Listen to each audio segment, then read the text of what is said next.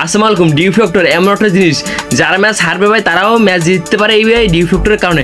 কারণ দেখুন আবুধাবির ভাই মাঠটা ভাই এক শিশিরে ভেজা থাকে। যারা ওই মাঠে আগে ব্যাট করবে তারা ভাই অনেকটা পিছিয়ে যাবে, আর যারা ভাই পরে ব্যাটিং করবে তারা ভাই ম্যাচটা অনেক এগিয়ে থাকবে।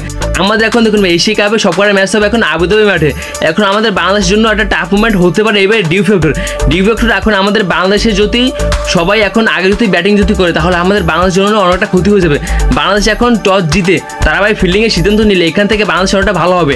কারণ দেখুন বাংলাদেশ দল এখন আবুধাবিতে এখন আগে যদি ব্যাটিং করে তাহলে বাংলাদেশের জন্য একটা বড় একটা চ্যালেঞ্জ এসে পড়বে। বাংলাদেশ এখান থেকে এখন টসে জিতে যদি ভাই বাংলাদেশের লাক যদি ভালো থাকে তাহলে বাংলাদেশ যদি টস যদি জিততে পারে তাহলে তারা ফিল্ডিংয়ের সিদ্ধান্ত নেবে। কারণ তারা জানে আবুধাবি মাঠে আগে বাংলাদেশ টিম খেলেছে। বাংলাদেশ দল এখন একেবারে পরিবর্তন এসেছে তাদের একাদশে এবং তাদের ক্যাপ্টেন্সি।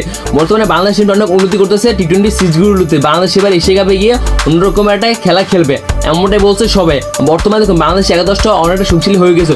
ওপেনিং আছে তামিম, লিটন দাস, তারপর পারভেজ ইমন, তারপর অলরাউন্ডার সাইডে আছে শামীম হোসেন পাটোয়ারি, তারপর রিশাদ, তারপর বোলিং সাইডে আছে তাসকিন আহমেদ, মোস্তাফিজুর রহমান, সাকিব। বাংলাদেশ এবার এমন একটা একাদশ গঠন করতেছে তারা এবার এশিয়া কাপে সফল হবে এবং তারা কাপ নিয়ে ঘরে ফিরবে। আর দেখুন বর্তমানে ডি ফ্যাক্টর বাংলাদেশ জানে তারা কীভাবে খেলবে।